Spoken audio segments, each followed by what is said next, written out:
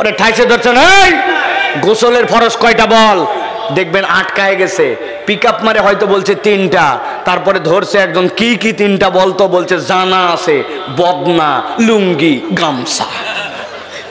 গোসলের ফরজ তো বদনা, লুঙ্গি, গামছা না। আল্লাহ রাব্বুল আলামিন এরপরে বলছেন ওয়ামা খালাকতুল জিন্না ওয়াল ইনসা ইল্লা লিয়াবুদুন।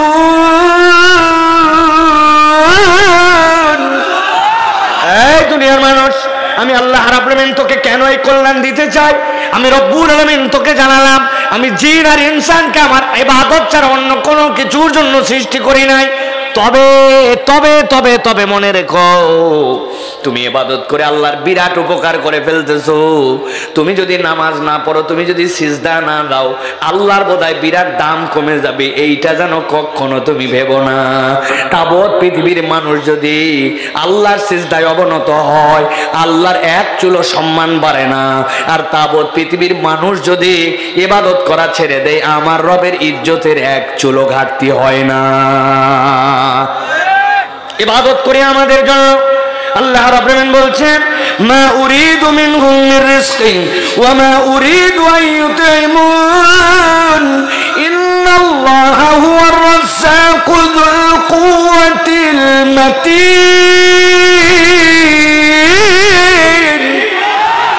রব্বুল আমিন বলছেন, ভালো করে বুঝে নাও, আমি রব্বুল আমিন তোমাকে বললাম এই জিকির তোমাকে কল্যাণ দিবে, এই জিকির তোমার জন্য কাজে আসবে। আমি আল্লাহ তোমাকে বললাম মা উরিদু মিনহুম মির রিজকিন, আল্লাহ তো তোমার কাছ থেকে কোনো রিজিক প্রত্যাশা করেন না। ওয়া মা উরিদু আন ইউতিমুন, তুমি তো আল্লাহকে যে খাওয়াবে এটাও তো আল্লাহর লাগে না। আল্লাহ বলছেন ইন্নাল্লাহা হুয়ার রাজ্জাকু যুল কুওয়াতিল মাতিন, তোমার রব হচ্ছেন মাতিন রব, তোমার রবের কাছে রিজিক আছে। এবার একটু আয়াতে কারিমাটা মিলান, আল্লাহর কাছে রিজিক আছে, আল্লাহ বান্দার কাছ থেকে রিজিক চান না। আল্লাহ বান্দাকে তার ইবাদতের জন্য সৃষ্টি করেছেন, ওই আল্লাহ বলছেন ফাযাক্কির ফা ইন্না যিকরা তানফাউল মুমিনিন, তুমি জিকির করো, আল্লাহর বিধানটা জানাও, কোরআনটাকে তুমি গ্রহণ করো, নিশ্চয় জেনে রাখো এর দ্বারা তুমি রিজিকও পাবে। সুবহানাল্লাহ।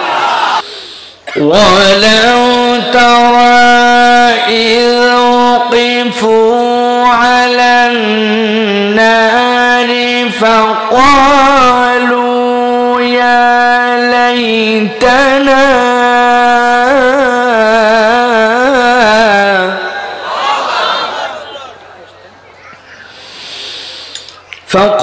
فقالوا يا ليتنا نرد ولا نكذب بآيات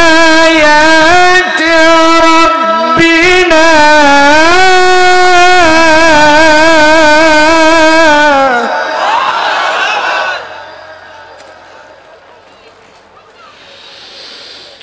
فقالوا يا ليتنا نرد ولا نكذب بآيات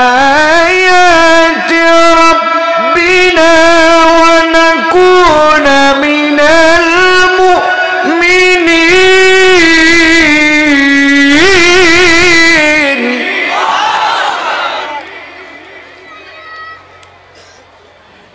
ولا نكذب بآيات ربنا ونكون من المؤمنين. وقال الله سبحانه وتعالى آمرا ومخبرا إن الله وملائكته يصلون على النبي يا أيها الذين آمنوا صلوا عليه وسلموا تسليما. اللهم صل على محمد وعلى آل محمد كما صليت على إبراهيم وعلى آل إبراهيم إنك حميد مجيد. اللهم بارك على محمد وعلى آل محمد كما باركت على إبراهيم وعلى آل إبراهيم إنك حميد مجيد الحمد لله চড়িয়া উজির যুব সমাজের উদ্যোগে আজকের এই তৃতীয় বাৎসরিক তাফসিরুল কোরআন মাহফিলে সিরাজগঞ্জের এই অন্যতম একটি এলাকায় আজকের মাহফিলের সুযোগ্য সম্মানিত সভাপতি আলহাজ মোহাম্মদ আব্দুর রাজ্জাক আকন্দ সাহেব, আজকের মাহফিলের সম্মানিত উলামায়ে কেরাম, বিশেষ করে অত্র এলাকার সম্মানিত ইমাম, খতিব, সুযোগ্য আলেমে দ্বীন আলহাজ মুফতি মাওলানা আখতারুল ইসলাম সাহেব দামাত বারাকাতুহুল আলিয়া, আজকের প্রধান অতিথি মহোদয় জনাব আলহাজ শাহজামাল সাহেব, মঞ্চপ্রবিষ্ট আছেন বিভিন্ন পর্যায়ের গণ্যমান্য ব্যক্তিবর্গ, আমার সামনে উপবিষ্ট আছেন সম্মানিত মুরব্বিয়ানে কেরাম, আমার প্রিয় তরুণ এবং যুবকেরা, স্নেহের ছোটরা, পর্দার আড়াল থেকে শুনছেন মা এবং বোনেরা, সকলকে একবার সালাম দিয়েছি। আরও একবার আপনাদের কাছে দোয়া পাওয়া এবং করার আশায় সালাম নিবেদন করি। আসসালামু আলাইকুম ওয়া রাহমাতুল্লাহ। আপনারা ভালো আছেন ভাই? আমি তো অনেক ভালো আছি আলহামদুলিল্লাহ। আপনাদের এখানে আসতে পেরে আরো বেশি ভালো আছি আলহামদুলিল্লাহ। প্রিয় ভাইয়েরা, ঠান্ডাটা হঠাৎ করে মনে হয় একটু বেশি না ভাই? কিন্তু এই ঠান্ডার মধ্যেও আল্লাহর কতগুলো বান্দা যাদেরকে আল্লাহ রাব্বুল আমিন পছন্দ করেছেন, তারা চাইলে বিছানায় থাকতে পারত, কিন্তু তারা কোরআনের মাঠে এসে যে বসে পড়ল কোরআন শোনার জন্য, এইটা আল্লাহ রাব্বুল আলামিনের দেওয়া একটা দয়া এবং অনুগ্রহ। সকলের মনে এই চেতনা আসে না, সকল মানুষ কিন্তু আসতেও পারে না, ঠিক কিনা ভাই? মানুষ দুনিয়াতে যা কিছু করে, ভালো করে বুঝেন, মানুষ যা কিছু করে তার 90% করে সাবকনসাস মাইন্ডে, মানে তার চিন্তা প্ল্যান এইগুলার বাহিরে সেই কাজ করে। ওই যে আমার ভাই সামনে বসে ওয়াজ শুনতেছে আর আমি যা বলতেছি উনি মাথাটা এরকম করে ঝুঁকাচ্ছে। এখন ডাক্তার যদি ওনাকে বলে দিত, শোনো এই যে মাথা ঝুঁকাও, দিনে কিন্তু 77 বারের বেশি মাথা ঝুঁকান যাবে না। কে বলছে এই কথা? ডাক্তার। এখন ডাক্তার বলছে যদি 78 বার ঝুঁকাও ব্রেন কিন্তু খারাপ হবে, আবার দিনে যদি 76 বার ঝুঁকাও তাও ব্রেন ঝুঁকিতে থাকবে, গুনে গুনে 77। তাহলে ধরেন যখন ওই বাংলাদেশের খেলা হচ্ছে, অমুক দেশের খেলা হচ্ছে, হঠাৎ করে দেখছে 1 বলে 6 রান লাগবে, ও তো আর কোনোভাবে ঘোরাঘুরির সময় চিন্তাই করে নাই, একদমে তাকায় আছে, কিন্তু উনার যে ওই সময় কাল্লা ঝুঁকান লাগবে ডাক্তার বলছিল, তো 1-2 দিনের মধ্যে ব্রেন শেষ হয়ে যেত। এই জন্য আমাদের অধিকাংশ কাজ যেইগুলো অচেতন অবচেতন মনে হয়, ডাক্তার বলে দিয়েছে দিনের বেলা 26 বার প্রতি মিনিটে চোখের পলক ফেলা লাগবে। এখন আপনি হঠাৎ করে ভুলে গেছেন 26 বার ফেলা লাগবে না, তাহলে 26 বার না ফেললে আপনার বিপদ। আপনাকে বলে দিয়েছে প্রত্যেক মিনিটে 20 বার করে নিঃশ্বাস নেওয়া লাগবে, কি জ্বালার কি বিপদ চিন্তা করেন তো। বউয়ের সাথে ঝগড়া বাঁধছে, এখন মারামারির পর্যায়ে, এখন নিঃশ্বাস গুনবেন না বউয়ের সাথে গন্ডগোল করবেন? তাহলে এই যে শ্বাস প্রশ্বাস নিঃশ্বাস, আপনার আমার চোখ ফেলা, কথা বলা, ধাপ ফেলা, এইগুলো সবগুলাই অবচেতন মাইন্ডে আমাদের হয়। 90% কাজ মানুষ অবচেতন ভাবে করে, কিন্তু অবচেতন ভাবে করলেও এইগুলা একটাও আল্লাহর নিয়ন্ত্রণের বাহিরে নয়, আল্লাহর দৃষ্টির ভিতর থেকে হয়। সুবহানাল্লাহ। আপনার আমার কাছে অবচেতন, কিন্তু আল্লাহর কাছে সব কিছুর হিসাব আছে না নাই? কিডনি ফাংশন করে আমাদের, আমরা মনে করি কিডনির একমাত্র কাজ হচ্ছে যে আমাদের প্রস্রাবগুলা বের করে দেওয়া। জি না, কিডনির আরো অনেকগুলি কাজ আছে। কিডনি আপনার আমার জন্য যেভাবে ফাংশন করতেছে, এটা বাদ দিলাম, আরো ছোটটা বলি। এই যে শীতকাল এসে গেল আমাদের জন্য, শীতকালে আমাদের তাপমাত্রা, আমি একবার আমেরিকায় ছিলাম, -4 ডিগ্রি সেলসিয়াস। এত বরফ পড়তেছে যে মুখ দিয়ে থুতু ফেলার পরে ফেলে দিলে বরফ হয়ে যায়। আবার এরকম তাপমাত্রাতেও মধ্যপ্রাচ্যে থাকছি 56 ডিগ্রি সেলসিয়াস 50 ডিগ্রি সেলসিয়াস হজের দিনে তাপমাত্রা ছিল। বুঝানোর জন্য বলতেছি, এই যে 50-55 ডিগ্রি আর মাইনাসে গেলাম, আমি ব্যক্তির ওই 50 ডিগ্রি যদি নাক দিয়ে ঢুকে বুকে যাইতো, তাহলে আমার সাথে সাথে রক্তের যে এগুলা কণা আছে সব ভেঙে চুরে এলোমেলো হয়ে যেত। আবার যদি আমারটা মাইনাসে যেত, তাহলে আমার বুকের ভিতরে রক্ত জমাট বেঁধে নিউমোনিয়া হয়ে সাথে সাথে মরে যেতাম। বিজ্ঞান বলছে নাকের মধ্যে একটা ছোট্ট সেন্সর আল্লাহ সেট করে রাখছেন, ওইটার নাম ফেরোনাস্ক। কি নাম ওইটার? কাজ কি? মাইক্রো সেকেন্ডের মধ্যে বাহিরের তাপমাত্রা যাই হোক, আপনাকে আপনার হার্টের উপযুক্ত করে, আপনার ফিল্টার করে, কনভার্ট করে, গরমটাকে ঠান্ডা, ঠান্ডাটাকে গরম করে আপনার লাঞ্চের মধ্যে পাঠায়। এই মেশিনের প্রতিস্থাপন করার যদি সিস্টেম থাকতো, যে প্রত্যেক বছর বাঁচতে চাইলে 1 ফেব্রুয়ারি অথবা 1 মার্চ অথবা 1 জানুয়ারি নতুন করে নাকে এটা ঢুকান লাগবে, দাম মাত্র 3 লাখ। মুরব্বী বয়স কত আপনার? ওই যে 65, 60, 65 হবে। চাচার কত টাকা হিসাব করেন? আপনার কয় টাকা হিসাব করেন? কিন্তু ট্রিলিয়ন ট্রিলিয়ন টাকার নিয়ামত রব্বুল আলামিন আমাদেরকে ফ্রি দিয়ে দিলেন। সুবহানাল্লাহ বলেন। কেন বলতেছে এইগুলা কথা? বছরে একদিন আয়োজন হয়, তাও কতকগুলো আমাদের মানুষজন আছে, তাদের কাছে এইগুলো একটারও শুকরিয়া আদায় করার মন চায় না। ওনারা খালি মনে করতেছে আমরা সব জেনে হালাইছি। আছে না ভাই? একদল আছে না, সব জেনে ফেলছে। বাপরে, পিকআপ, চলাফেরা, জামা কাপড়, বুট, জুতা, শার্ট দেখলে মনে হবে হে হে একবারে ওরে ঠাইসে ধরছেন। এই গোসলের ফরজ কয়টা বল? দেখবেন আটকায় গেছে। পিকআপ মারে হয়তো বলছে 3টা, তারপরে ধরছে একজন, কি কি 3টা বলতো? বলছে জানা আছে, বদনা, লুঙ্গি, গামছা। গোসলের ফরজ তো বদনা, লুঙ্গি, গামছা না? যারা হা হা হা করে হাসে দিলেন, এরকম অনেক আমার মুরব্বী আছে। ওনারা যদি বলা হয় চাচা নামাজ পড়েন কবে থেকে? ছোটবেলাতে পড়ি। নামাজের ভিতরে ফরজ কয়টা, বাইরে ফরজ কয়টা? মুরব্বী একটু বলেন তো। বাপরে বাপ, চায়ের দোকান থেকে ইউক্রেন রাশিয়ার যুদ্ধ চালাচ্ছে, সিরিয়ার যুদ্ধ চালাচ্ছে, আমেরিকার প্রেসিডেন্ট নির্বাচন চালাচ্ছে, কিন্তু নামাজের ভিতরের বাইরের ফরজ জানে না। এই এলাকায় এরকম লোক নাই অবশ্য, এগুলো ঢাকার কথা বলতেছি আমি। এলাকায়ও আছে না? যুবকের ভাব কি হয় বেটাই? একটা ওয়ার্ল্ড একাদশ গঠন করতে হবে। ওয়ার্ল্ড একাদশ মানে পুরা পৃথিবীর শ্রেষ্ঠ শ্রেষ্ঠ 11টা প্লেয়ার নিয়ে একটা টিম বানাবি। দাপট দিয়ে বলতেছে কোন প্লেয়ারে লেও বা না লেও, আমাদের তামিম ইকবালে বাদ দেওয়া যাবে লয়। আছে না ভাই? আরেকজন বলতেছে সচিন টেন্ডুলকারকে নিতে হবে। ওরে বাপ, উনি মুরব্বী হয়ে গেছে, উনি 11টা প্লেয়ার কেন, লাগলে 100টা প্লেয়ারের নাম বলে দিবে।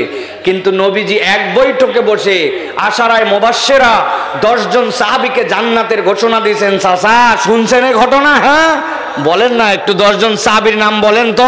এক বৈঠকে বসে যেইটা আল্লাহ নবী সাল্লাল্লাহু আলাইহি ওয়াসাল্লাম জান্নাতের ঘোষণা দিয়েছিলেন, এরকম 10টা সাহাবীর নাম বলেন। বলছে বেয়াদব কোথাকার, তোর আব্বার বিয়া আমি খাইছি আর তুই আমার সাথে বেয়াদবি করিস। আছে না ভাই? কথা বলেন একটু, আছে কিনা? কেন বলতেছে এইগুলা ভাই? এইগুলা বলতেছি যে আমাদের এই যে বছরে একটা দিন আয়োজন হয়, এইগুলাতে আমাদের ইয়াংরা, আমাদের তরুণ সমাজ অন্যদিকে চলে যেতে পারত। তারা এর ব্যতিক্রম করে তারা মাহফিল করতেছে, এটার জন্য খরচ করতেছে, এটার জন্য আয়োজন করতেছে। আমরা সকলে মিলে যদি এইগুলাকে আমাদের উৎসাহ না দেই, এইগুলা থেকে যদি আমরা ধারণ না করি, তাহলে তো আমাদের জন্য এইগুলা বড় বেশি কপাল পোড়ার কারণ হবে। এই জন্য প্রিয় ভাইরা, এই মাজালিসুল জিকিরের দাম আল্লাহর কাছে আছে, ঠিক কিনা? কি দাম? মাজালিসুল জিকিরের দাম কি? একটা দাম খালি বলি আপনাদের কাছে। নবীজি বলছেন যখন মানুষ জান্নাতে চলে যাবে, জান্নাতে যাওয়ার পরে এক জান্নাতে আরেক জান্নাতিকে বলবে, জান্নাতি ভাই আমরা দুইজনই তো জান্নাতে, কিন্তু তোমার জান্নাতে গ্রেড এত উপরে, বাপ রে বাপ, কি বিল্ডিং, কি রুম, কি অবস্থান, তোমার এত মর্যাদা বাড়লো কেমনে? বিল্ডিং দুইটাই, কিন্তু দামে কম বেশি আছে। আপনার বাথরুমে লাগানো আছে বাংলা টাইলস, আরেকজনের লাগানো আছে ইটালিয়ান টাইলস। আপনারটাও সোফা, আরেকজনেরটাও আছে সোফা, হাতিলেরটাও সোফা, এখানকার বানানোরটাও সোফা। একটা 10,000 আর একটা 1,10,000, দুইটা কি এক? সোফা, কিন্তু পার্থক্য আছে। টাইলস কিন্তু পার্থক্য আছে। রুম কিন্তু পার্থক্য আছে। তোমার এত মর্যাদা বাড়লো কেমনে ভাই? ওই জান্নাতি বলবে, ভাই আমার তেমন কোনো আমল ছিল না, কিন্তু আমি মাজালিসু জিকির যেগুলো হতো, কোরআনের কথা, হাদিসের কথা, দ্বীনের কথা, আমি ওইগুলা কথার মজলিসে শরীক হতাম। আল্লাহ রাব্বুল আমিন ওই শরীক হওয়ার কারণে ওইটাকে ইবাদত হিসাবে কবুল করে আমার মর্যাদা জান্নাতে আল্লাহ বাড়ায় দিয়েছেন। আল্লাহ রাব্বুল আমিন বলছেন, দুনিয়ার মানুষ ভালো করে বোঝো কোরআনের জিকিরের কি দাম। আল্লাহ কোরআনে বলছেন, ফাতাওয়াল্লা আনহুম ফামা আনতা বিমালুম ওয়া যাক্কির ফাইন্না যিকরা তানফাউল মুমিনিন।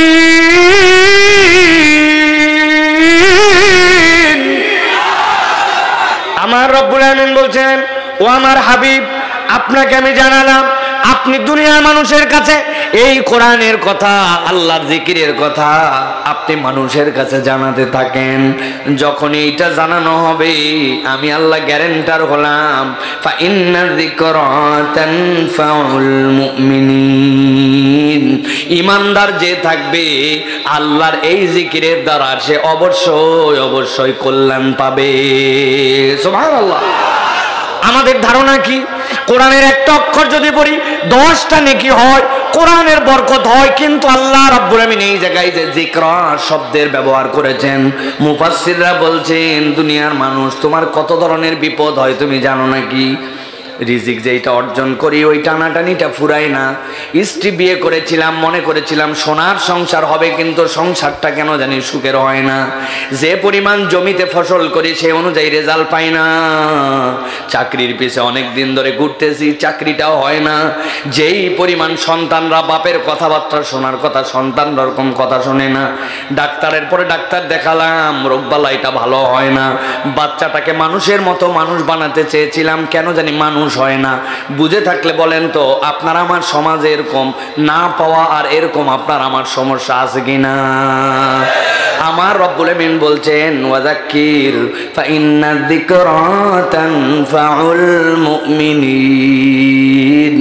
আপনি জিকির করেন, আপনি জানায় দেন, নিশ্চয় জেনে রাখেন এই কোরআনকে মোহাব্বত করে যারা জিকির হিসাবে, স্মরণ হিসাবে শুনবে, যারা এটাকে মানার শপথ নেবে, আল্লাহ রাব্বুল আলামিন তার যত ধরনের সমস্যা আছে চাইলে এর দ্বারা আল্লাহ উত্তরণ ঘটায় দিবে। আল্লাহ রাব্বুল আমিন এর পরে বলছেন, ওয়া মা খালাকতুল জিন্না ওয়াল ইনসা ইল্লা লিয়াবুদুন। এই দুনিয়ার মানুষ, আমি আল্লাহ রাব্বুল আমিন তোকে কেন এই কল্যাণ দিতে চাই, আমি রব্বুল আলামিন তোকে জানালাম, আমি জিন আর ইনসানকে আমার ইবাদত ছাড়া অন্য কোনো কিছুর জন্য সৃষ্টি করি নাই। তবে তবে তবে তবে মনে রেখো, তুমি ইবাদত করে আল্লাহর বিরাট উপকার করে ফেলতেছো। তুমি যদি নামাজ না পড়ো, তুমি যদি সিজদা না দাও, আল্লাহর বোধহয় বিরাট দাম কমে যাবে, এইটা যেন কখনো তুমি ভেবো না। তাবৎ পৃথিবীর মানুষ যদি আল্লাহর সিজদায় অবনত হয়, আল্লাহর এক চুলো সম্মান বাড়ে না। আর তাবৎ পৃথিবীর মানুষ যদি ইবাদত করা ছেড়ে দেয়, আমার রবের ইজ্জতের এক চুলো ঘাটতি হয় না। ইবাদত করে আমাদের জন্য আল্লাহ রাব্বুল আমিন বলছেন, মা উরিদু মিনহুম মির রিজকিন ওয়া মা উরিদু আন ইউতঈমুন ইন্নাল্লাহা হুয়ার রাজ্জাকু যুল কুওয়াতিল মাতিন।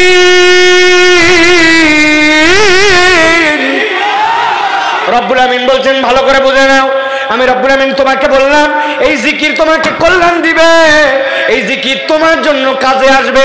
আমি আল্লাহ তোমাকে বললাম, মা উরিদু মিনহুম মির রিজকিন, আল্লাহ তো তোমার কাছ থেকে কোনো রিজিক প্রত্যাশা করেন না।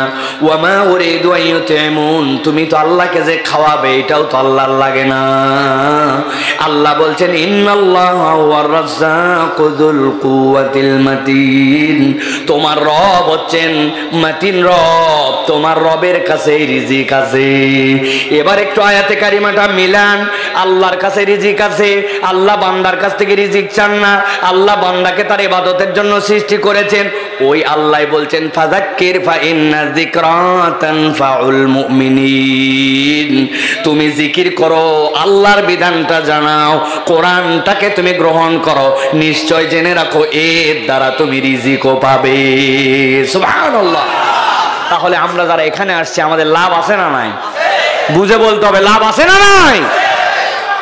এটা আল্লাহ রাব্বুল আলামিন আপনার আমার জন্য বেনিফিট, আল্লাহ রাব্বুল আলামিন আপনার আমার জন্য সিলেক্ট করছেন যে রব্বুল আলামিন এই মানুষগুলোকে এই কল্যাণ, এটা আল্লাহ রাব্বুল আলামিন আমাদেরকে নিয়ামতে ভরপুর করে দিবেন আমাদেরকে। সুবহানাল্লাহ বিহামদিহি। এই জন্য আমি বলে থাকি কোরআনুল কারীম আমাদেরকে পরাজিত করার জন্য আসে নাই, কোরআন আমাদেরকে বিজয়ী করার জন্য আসছে। আল্লাহ কোরআনের মধ্যে বলছেন বাল নাকযিবু বিল হাক্কি আলাল বাতিল ফায়াদমাগু ফাইযা হুয়া সাহিক ওয়া লাকুমুল ওয়াইলু মিম্মা তাসিফুন।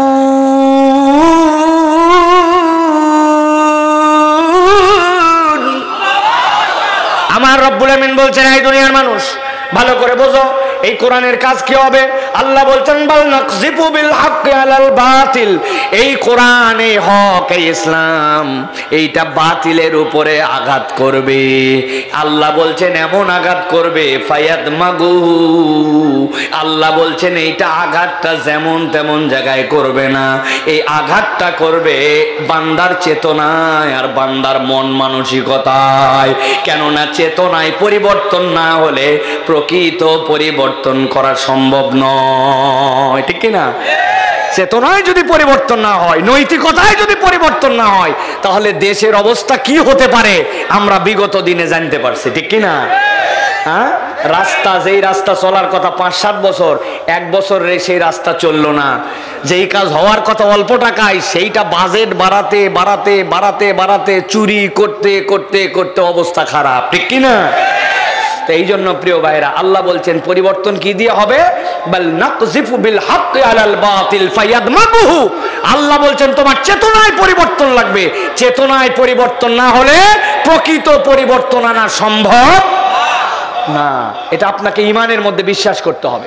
একটা উদাহরণ দেই, ভালো করে সারা জীবন মনে রাখবেন, হৃদয়ের মধ্যে গেঁথে রেখে দিবেন।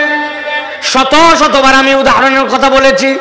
আপনাদের এই মহল্লায় 2টা ছেলে গন্ডগোল লাগাইছে, আপনাদের চরিয়া উজির এই জায়গায় 2 ছেলে গন্ডগোল লাগাইছে, খেলার মাঠে গন্ডগোল। এক কথা 2 কথা হতে হতে এক ছেলে স্ট্যাম্প তুলে নিয়ে আসছে, একটা নিয়ে এসে এক কথায় দিছে একবারই। যেই ছেলেকে বাড়ি মারছে ওই ছেলের হাতের মধ্যে লাগছে, লাগে হাত ভেঙে গেছে। হাত যেই না ভেঙে গেছে সাথে সাথে হাসপাতালে নিয়ে গেছে। সিরাজগঞ্জ মেডিকেলে যাওয়ার পরে ভর্তি করার পরে হাতটা প্লাস্টার করে বেঁধে দিয়ে ডাক্তার বলছে একদিন অন্তত পক্ষে মেডিকেলে থাকা লাগবে। কেন? আগামীকালকে আরেকটা এক্সরে করে দেখতে হবে যে তোমার হাতটা ঠিকঠাক মতো জোড়া লাগছে কিনা, যদি লাগে তো ভালো, না লাগলে অপারেশন করা লাগবে। ওই ছেলে রাত্রেবেলা প্লাস্টার করা হাত গলার মধ্যে ঝুলাই নিয়ে আসে, ঝুলাই নিয়ে রাত্রেবেলা অপেক্ষা করতেছে। হঠাৎ করে ব্যথাটা এত বেড়ে গেছে, চিল্লাচিল্লি শুরু করছে। ডাক্তারের পরামর্শ শুনে নার্স এসে তাকে একটা ইঞ্জেকশন দিয়েছে। ইঞ্জেকশন দেওয়াতে একটু ব্যথাটা কমে গেছে। যেই না ব্যথা কমছে, সিরাজগঞ্জ মেডিকেলে শুয়ে শুয়ে ওই ছেলে চিন্তা করতেছে একবার খালি হাতটা ভালো হোক, আর গ্রামের মধ্যে যাই প্লাস্টারটা খুলি। যেই বেটা আমার 1 হাত ভাঙছে, আল্লাহ যদি বাঁচায় ওর 2 হাত। এরকম চিন্তা হাসপাতালে শুয়ে শুয়ে করতে পারে কিনা কথা বলেন? আরেকটা গন্ডগোল লাগার পরে পা ভেঙে দিছে আরেকজনের। যেই না পা ভাঙছে, পা ভাঙার পরে ওই ছেলে চিন্তা করছে যে অবস্থা, সিরাজগঞ্জ মেডিকেলে আগে যাও। সিরাজগঞ্জে যাওয়ার পরে বলছে এখানে কাজ নাই, এখান থেকে আপনাকে যাওয়া লাগবে ঢাকা পঙ্গু হাসপাতালে। ঢাকা পঙ্গু হাসপাতালে ঠ্যাং দেখানোর পরে প্লাস্টার করার পরে 5 ইঞ্চি 2টা ইট আছে, ইটা দিয়ে টানা দিয়ে বাঁধে দিয়েছে। তাছাড়া পা সোজা হবে না, কমসে কম 1 মাস হাসপাতালে থাকা লাগবে। পা টানা দেওয়া, রাত্রেবেলা ব্যথায় টন টন করে চেতনার মধ্যে তার আলোড়ন এসে গেছে, ব্রেন আর লোড নিতে পারে না, বলছে ডাক্তার আর সহ্য করা যায় না, বলছে সাথে সাথে একটা ব্যথানাশক ইঞ্জেকশন দাও। ব্যথানাশক একটা ইঞ্জেকশন দিয়েছে, দেওয়ার পরে যখন একটু আরাম পাইছে তখন পঙ্গু হাসপাতালে শুয়ে শুয়ে রাত্রেবেলা চিন্তা করতেছে, আল্লাহ যদি একবার পা ভালো করে আর গ্রামে যদি ফেরত যায়, তাহলে যেই বেটা আমার পা ভাঙছে ওর এক পা, ওর বাপের এক পা, ওর ভাইয়ের এক পা যদি ভাঙতে না পারি আমি সরিয়ার পোলাই না। আছে কি না? ভালো করে বোঝেন কথা, দুইটা ভালো করে মনে রাখেন। আর গন্ডগোল লাগছে দুইজন, লাগার পরে ওই স্টাম দিয়ে হাত পা ভাঙার আগে মাথার মধ্যে একটা বাড়ি মেরে দিছে, মারা মাত্র অজ্ঞান, কোমার মধ্যে চলে গেছে, হুঁশ জ্ঞান কিচ্ছু নাই। এরপরে হাতও ভাঙছে, পাও ভাঙছে। এখন ওই ছেলেকে নিয়ে ঢাকাতে ভর্তি করা আছে, হাতও প্লাস্টার করা আছে, পাও প্লাস্টার করা আছে, কিন্তু ওই ছেলের জ্ঞান নাই, হুঁশ নাই, অজ্ঞান হয়ে পড়ে আছে। বুঝে থাকলে সিরাজগঞ্জের মুসলমান বলেন তো, যার হাত ভাঙ্গা পা ভাঙ্গা কিন্তু ব্রেন আর কাজ করে না, ওই ছেলে কি হাসপাতালের বেডে শুয়ে শুয়ে কার হাত ভাঙবে আর কার পা ভাঙবে এই প্ল্যান প্রোগ্রাম করার সুযোগ আছে? কথা বললেন না যে আছে? আমার আল্লাহ রাব্বুল আলামিন বলছেন, গভীর মনোযোগে বোঝেন, বাল নাকযিফু বিল হাক্কি আলাল বাতিল ফায়াদমাগুহু ফাইদা হুয়া যাহিক ওয়া লাকুমুল ওয়াইলু মিম্মা তাসিফুন।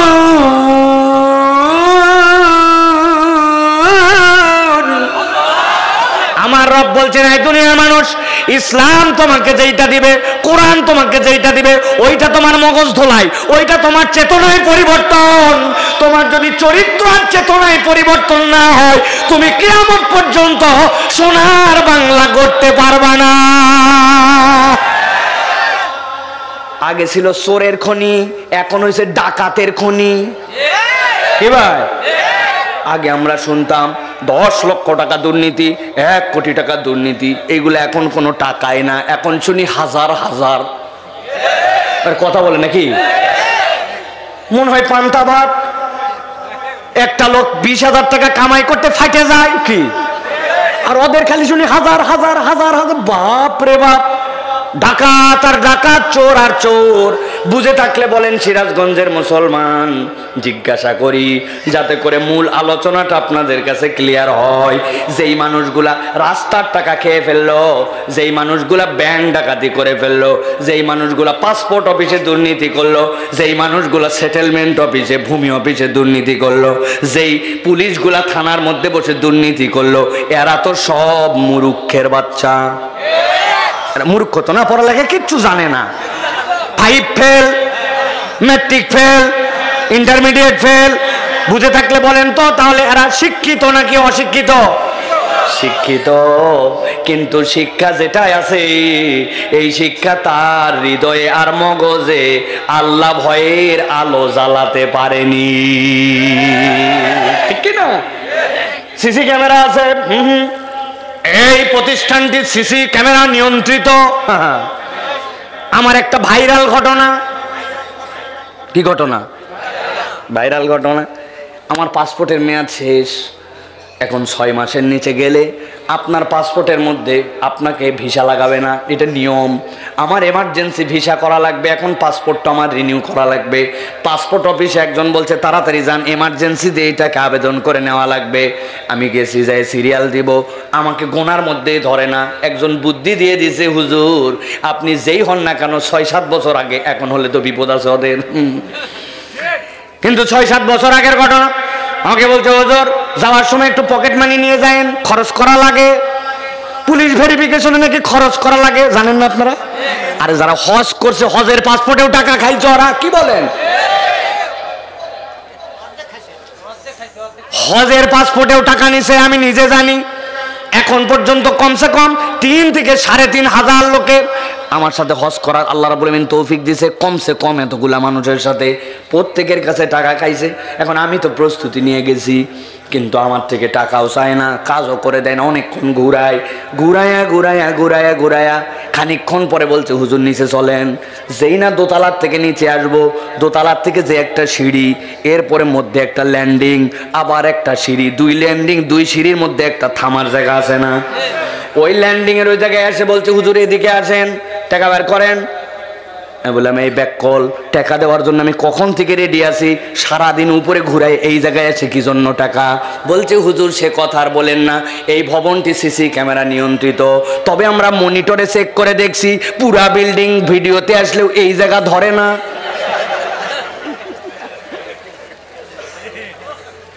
ভালো করে বুঝে থাকলে বলেন, তাহলে ওই লোকটা যদি একবার চিন্তা করতো কিরামান কাতিবিনা ইয়ালামুনা মা তাফালুন। এই দুনিয়ার মানুষ, আলো আছে কি নাই, লাইট আছে কি নাই, পাওয়ার আছে কি নাই, তোমার জীবন ছোট না বড়, তুমি পানির নিচে না লেপের নিচে, এইগুলা দেখার সময় নাই। আল্লাহ এমন সম্মানিত দুইজন ফেরেশতাকে তোমার সাথে রেখেছেন, ওইটার সব সময় তোমার যাবতীয় কার্যকলাপগুলা দেখে দেখে লিখে রাখতেছে। তাহলে সিসি ক্যামেরা লাগবে না।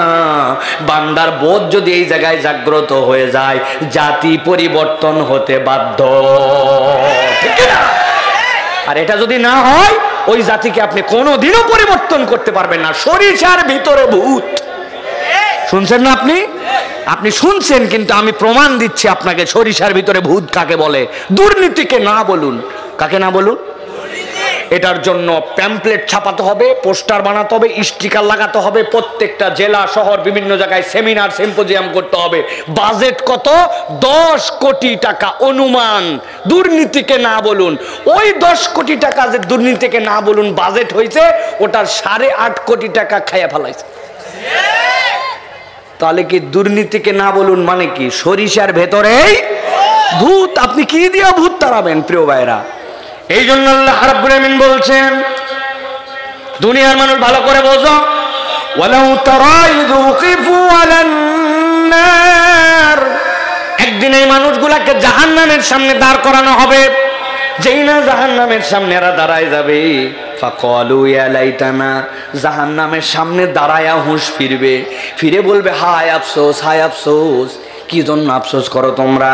আল্লাহ বলতেছেন সাথে সাথে তারা বলবে নুরাদ্দু ওয়ালা নুকাযযিবা বিআয়াতি রাব্বিনা, একবার যদি দুনিয়ায় ফেরত যেতে পারতাম, ওয়াদা করতেছি আমরা আর কোনোদিন আল্লাহর আয়াত অস্বীকার করতাম না। আল্লাহ যা বলছে আমরা তাই মেনে মেনে চলতাম। ওয়া নাকুনা মিনাল মুমিনিন, আর আল্লাহর কথার উপরে আমরা ঈমান আনতাম।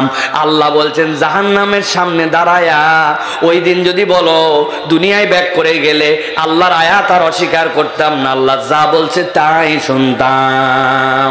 নামাজ আল্লাহ পড়তে বলছে আমি ছাড়তাম না, আল্লাহ বিশ্বাস করো, একবার খালি দুনিয়ায় ফেরত পাঠায় দেখো। মিথ্যা কথার মুখে বলতাম না, একবার খালি ফেরত পাঠায় দেখো। আল্লাহ তোমার কাছে বলতেছি জাহান্নামের সামনে দাঁড়ায়া, আর বলতেছে আল্লাহ তোমার যা হুকুম কাম আছে